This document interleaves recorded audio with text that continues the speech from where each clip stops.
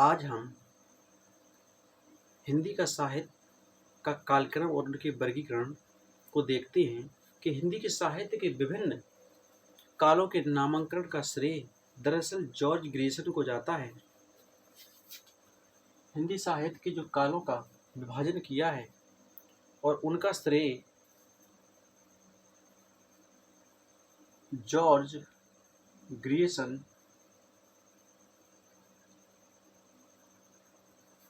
Grierson को जाता है। हिंदी साहित्य में 4 काल देखने को मिलते हैं, जिनमें आदि काल, जिसे वीरगाथा काल कहा जाता है, जो 650 ईस्वी से या 1050 से 1350 के मध्य, और पहला है आदिकाल, दूसरा है पूर्व मध्यकाल और तीसरा है उत्तर मध्यकाल और चौथा है आधुनिक काल, जिसे गद्य काल कहा जाता है, जो 1850 से अब तक है। हम आदिकाल को देखें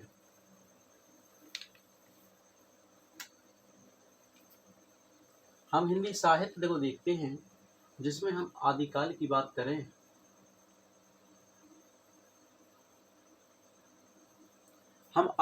बात करें इसे वीरगाथा काल कहा जाता है, क्योंकि इनमें साहित्य जो वीर रसों से पूर्ण रचनाएं देखने को मिलती हैं, जिसे रासो साहित्य, इसे वीरगाथा काल भी कहते हैं।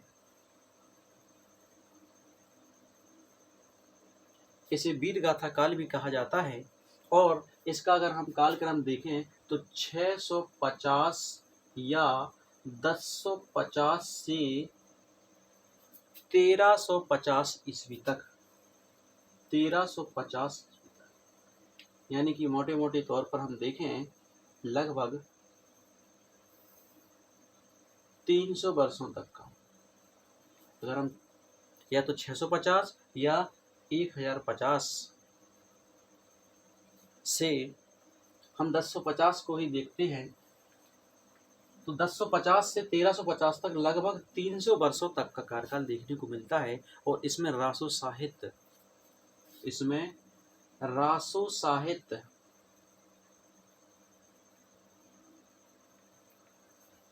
और इसमें वीर रस से पूर्ण रचना है, यानी कि वीर रसों से इसमें वीरता की बात कही गई है। इन रचनाओं में जो वीर रसों से ओज है, यानी कि वीर रस से परिपूर्ण है, वीर रस से पूर्ण रचना है, वीर रस से पूर्ण ये रचना है। और अब हम पूर्व मध्यकाल की बात करें,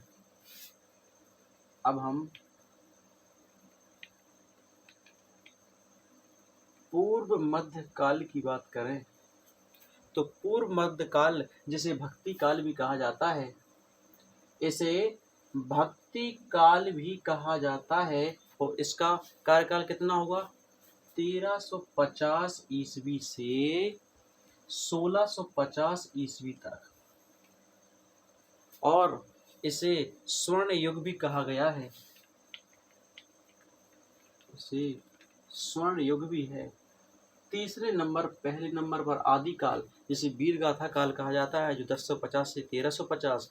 दूसरा पूर्व मध्यकाल, जिसे भक्ति काल कहा गया है, और इसे 1350 से 1650। अब हम उत्तर मध्यकाल को देखते हैं।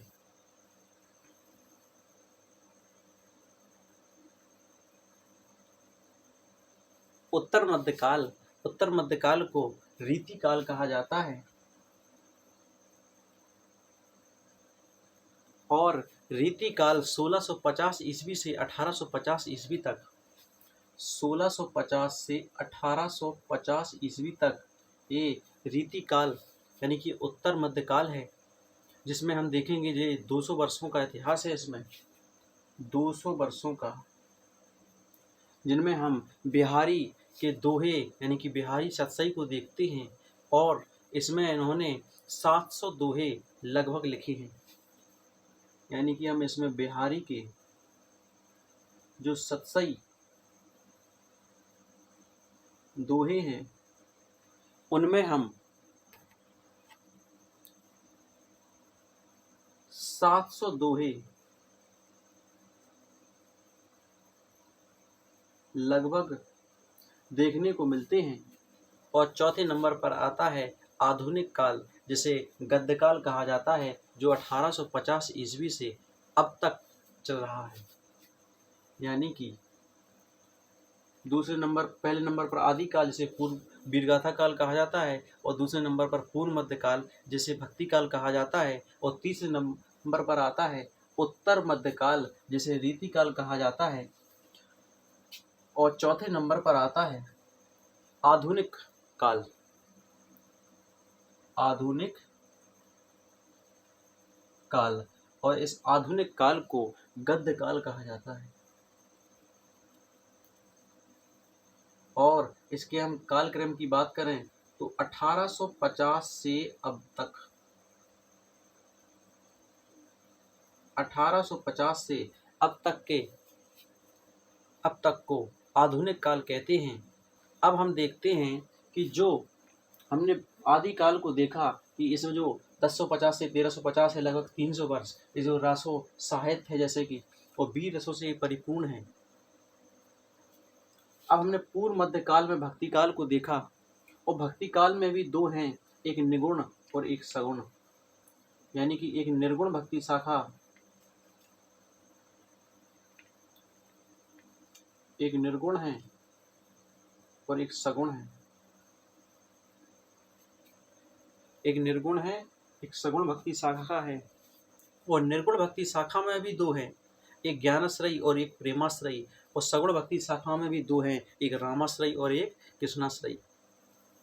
सबसे पहले हम पूर्व मध्य काल में भक्ति काल को देखते हैं, भक्ति काल के विभाजन को।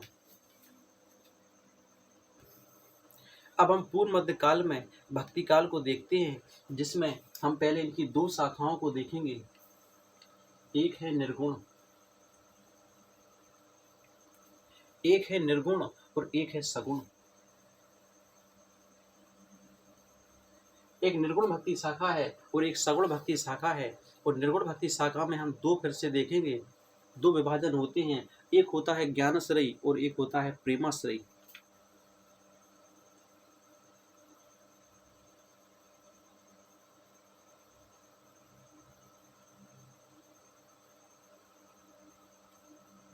एक होता है ज्ञानाश्रयी और एक होता है प्रेमाश्रयी। हम ज्ञानाश्रयी में संत कबीर को देखेंगे, जो ज्ञान की बात करते हैं।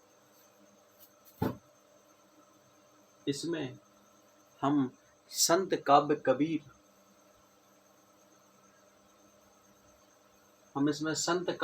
को देखते हैं। और ज्ञानाश्रयी में और प्रेमाश्रयी में हम देखते हैं सूफी काव्य जायसी, जो ने मलिक मोहम्मद जायसी, जिन्होंने पद्मावत लिखी है। इसमें है सूफी काव्य जायसी। हम कबीरदास जी की साखी, शबद और रमैनी को देखते हैं। साखी, शबद और रमैनी। और हम प्रेमाश्रयी में क्या देखते हैं, सूफी काव्य मलिक मोहम्मद जायसी हैं और इनकी पद्मावत।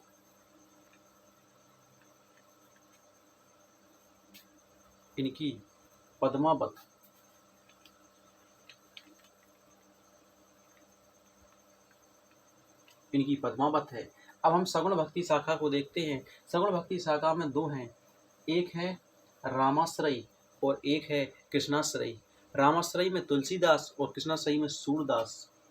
यानी कि एक है रामाश्रयी और एक है कृष्णाश्रयी। रामाश्रयी में आते हैं तुलसीदास,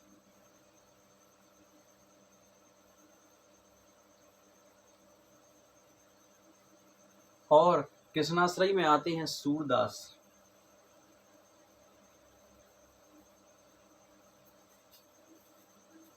अब हम आधुनिक काल के विभाजन को देखते हैं, जो 1850 ईस्वी से अब तक है, जिसमें हम भारतेंदु के युग को देखेंगे। हम द्विवेदी युग, छायावादी युग और प्रगतिवाद, प्रयोगवाद और नई कविता को देखेंगे।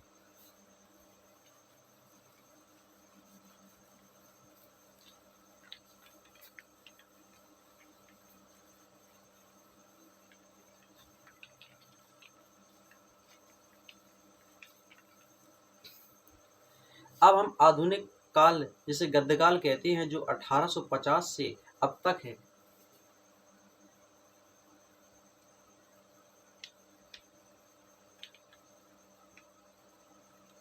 आधुनिक काल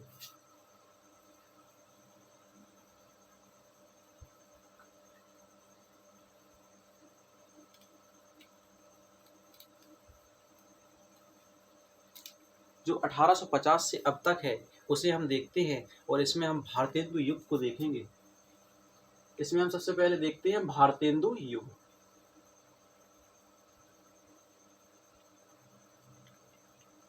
भारतेंदु युग जो 1850 ईस्वी से 1900 ईस्वी तक देखने को मिलता है।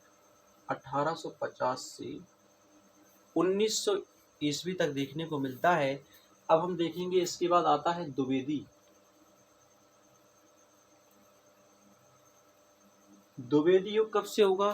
द्विवेदी युग 1900 से 1920 तक। 1900 से 1920 तक।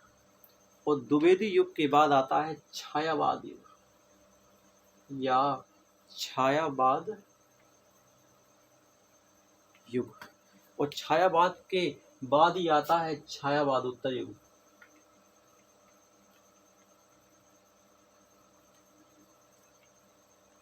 इस छायावाद युग में 1920 से 1936 तक 1936 तक देखने को मिलता है। और इसके बाद प्रगतिवाद, प्रगति के बाद प्रयोगवाद, इसके बाद प्रगतिवाद और प्रगतिवाद में 1936 से 1951, 1936 से 1943 तक देखने को मिलता है। और प्रगतिवाद के बाद आता है प्रयोगवाद। प्रयोगवाद 1943 से 1951 तक देखने को मिलता है। और इसके बाद नई कविता, जो 1951 से अब तक वर्तमान। इसके बाद आता है नई कविता।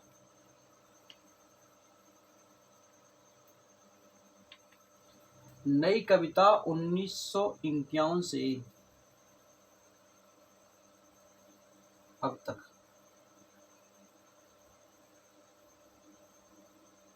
देखने को मिलती है। तो ये है आधुनिक काल, जो 1850 से अब तक हैं, जिसमें भारतेंदु युग 1850 से 1900 ईस्वी तक और द्विवेदी युग 1900 से 1920 तक, और छायावाद युग जो 1920 से 1943, यानी इसके बाद छायावाद उत्तर ही है। और इसके बाद प्रगतिवाद जो 1943 से 1920 से 1936 तक छायावाद है। और प्रगतिवाद 1936 से 43 और प्रयोगवाद 43 से 51 और नई कविता 51 से अब तक। इसके बाद हम नेक्स्ट वीडियो में देखेंगे कि हिंदी का विकास, जैसे हिंदी का विकास विश्व की 3000 भाषाओं में से हिंदी एक है, जो भारोपीय परिवार की भाषा है। और भारत में 4 भाषा का परिवार है, जिसमें भारोपीय, द्रविड़, ऑस्ट्रिक और चीनी तिब्बत। इन को हम नेक्स्ट वीडियो में देखते हैं। तब तक के लिए धन्यवाद। यदि आपको हमारी वीडियो अच्छी लगी हो तो चैनल को लाइक करें, सब्सक्राइब करें। धन्यवाद।